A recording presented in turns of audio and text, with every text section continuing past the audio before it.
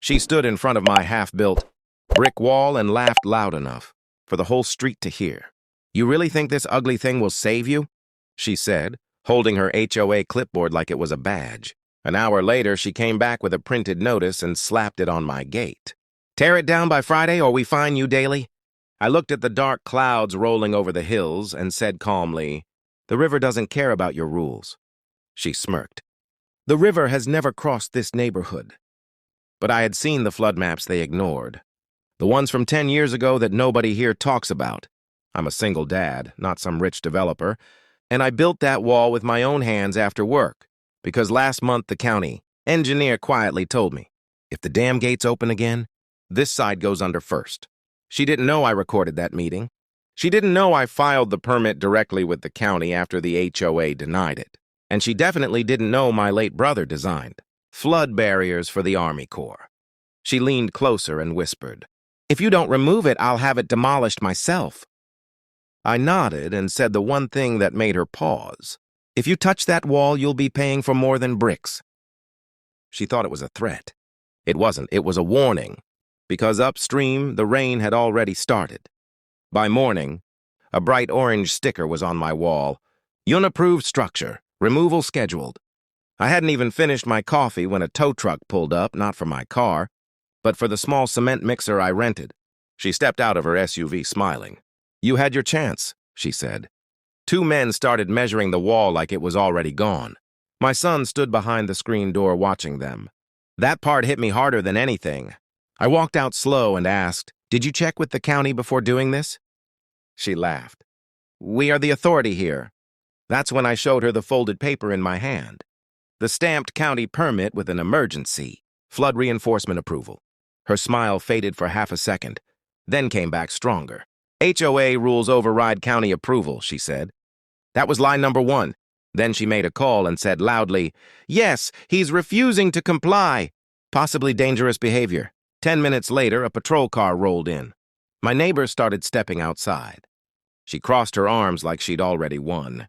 The officer walked toward me and asked, "Sir, are you building without authorization?" I handed him the permit and quietly added, "You might also want to check the flood advisory issued at 3 a.m. He looked confused. She interrupted, "There is no flood risk here." The officer checked his tablet, and his face changed. He looked at her and said, "Ma'am, the dam release alert just went out." For the first time, she looked at the sky instead of me. Thunder rolled again, closer this time. And upstream, sirens had already started. Water hit the lower trail by noon. Not heavy, just enough to make people nervous. She was still arguing with the officer, saying it was just normal rain when my phone buzzed. A text from the county engineer, "Gate release increased." You were right. I didn't show her that message. I just started stacking sandbags behind my wall. Two neighbors quietly walked over and helped me without saying a word. She saw that and snapped, "Anyone assisting him will be fined." That was line number 2. The officer looked at her and said, "Ma'am, this isn't HOA business anymore." She didn't like losing control, so she did something worse. She called an emergency HOA vote on the spot and claimed, my wall was diverting water toward other homes. People started murmuring. Fear spreads fast. Then one of the workers she hired whispered to me, "She told us to weaken the base so it fails." My hand stopped moving. I looked at the bottom bricks and saw fresh scrape marks. She wasn't trying to protect the street. She was trying to prove me wrong, even if it flooded us all. I walked up to her slowly and said, "If that wall breaks, your house is first in line." She froze, because her house sits downhill, right where the runoff curves, and the water was already rising. By late afternoon, the river wasn't a rumor anymore. It was loud. Brown water pushed past the lower fence and rushed straight toward the bend in the street, the exact curve I warned them about. Neighbors started moving cars. Trash cans floated. The officer was back, helping people knock on doors. She stood on her porch yelling, "This is because of his wall!" But right then, the first surge hit. Water slammed into the brick barrier. It didn't crack. It held. The force split left and right, flowing into the drainage path I built behind it. The one designed using the old flood map, she said, was fake. The runoff shot toward the storm channel instead of straight into the homes. Her yard flooded first. Not because of my wall, because she had paved over her natural drainage last year to extend her patio without a permit. Water has rules. It follows gravity, not opinions. She screamed for help as water reached her steps. I didn't hesitate. I grabbed my spare pump and ran across. My son watched from the doorway as I helped the same woman who tried to tear down the wall. "Why are you helping her?" one neighbor asked. I didn't stop working. "Because this isn't about winning," I said. "It's about surviving." By nightfall, emergency crews were everywhere. News vans showed up. The county engineer arrived in boots, stared at the wall, and said loud enough for everyone to hear, "If this barrier wasn't here, at least 8 homes would be under 3 feet of water. 8 homes, including hers." Insurance adjusters came 2 days later. The numbers spread fast. Other neighborhoods nearby, millions in damage. Our side of the street, minor cleanup. Her illegal patio alone caused nearly $2.4 million in total claims. For the block before the wall redirected the main surge. And the HOA, they had denied a protective structure that saved them. At the emergency meeting that followed, nobody laughed this time. She tried to blame me again, until the county presented the recorded warning about the dam release, the same one she said didn't exist. Then the final twist hit. The engineer pulled up my original permit request, the one the HOA rejected, and read her email. Response out loud. "Denied. Flood risk exaggerated." Silence filled the room. The board voted that night. She was removed. Fines reversed, and the HOA issued a public statement thanking me for independent preventive action. I didn't care about the statement. I cared about the sound of my son sleeping, safely upstairs while rain tapped against the window. A week later, a neighbor knocked on my door and said quietly, "We mocked your wall." I smiled a little and looked at the bricks still standing firm. "Concrete doesn't argue," I said. "It just holds the line. And sometimes, that's enough."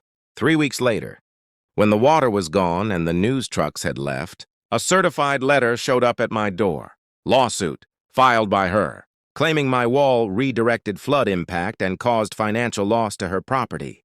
I read it once, then again, and almost laughed. She wasn't done.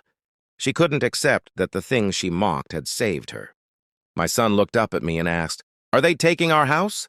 I knelt down and said, "No, sometimes when people lose control, they try one last move." Court day came fast. She walked in confident, dressed sharp, telling anyone who would listen that I built a dangerous private dam. Her lawyer showed pictures of the water hitting the wall, dramatic, loud, designed to scare.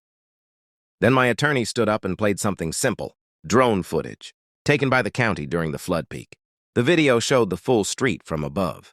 It showed water hitting my wall, then flowing straight into the approved drainage channel. It also showed something she didn't expect, her patio extension, blocking natural runoff, creating a backflow pocket that caused her own yard to flood first. The courtroom went quiet. Then the county engineer took the stand. His wall met code, followed emergency advisory guidelines, and reduced downstream damage by an estimated 40%. 40%. Her lawyer shifted in his seat. But the real twist hadn't even landed yet. My attorney placed a printed email on the judge's desk. It was from her. Sent 2 days before the flood.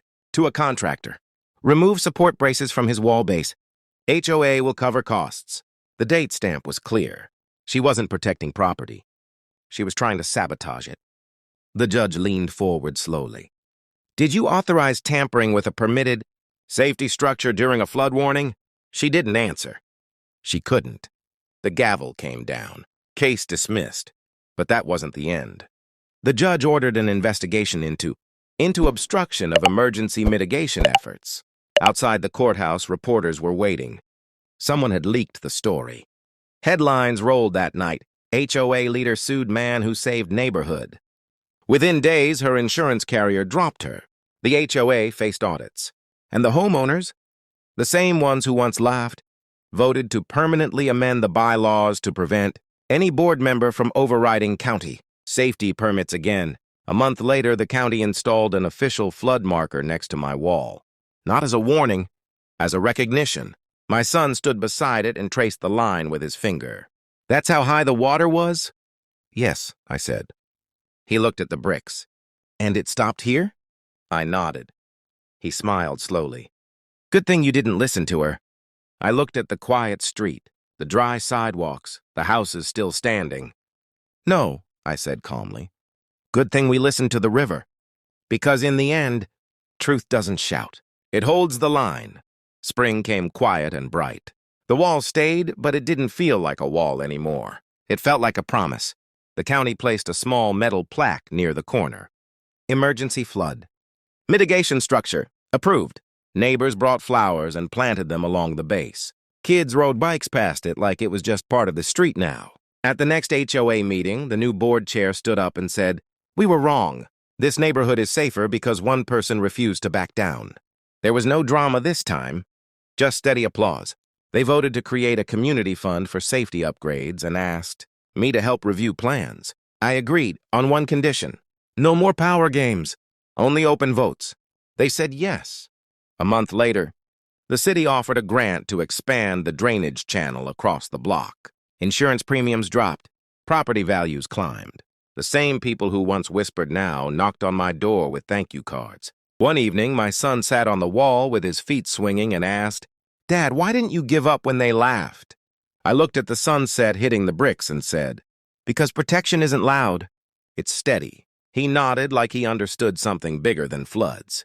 As the light faded, neighbors gathered for a small cookout right there on the street. No tension, no sides, just families sharing food and stories while the river flowed calmly in the distance. And when someone joked, "That wall saved us millions," I just smiled. It didn't save money, it saved homes. And sometimes, holding the line is the happiest ending of all.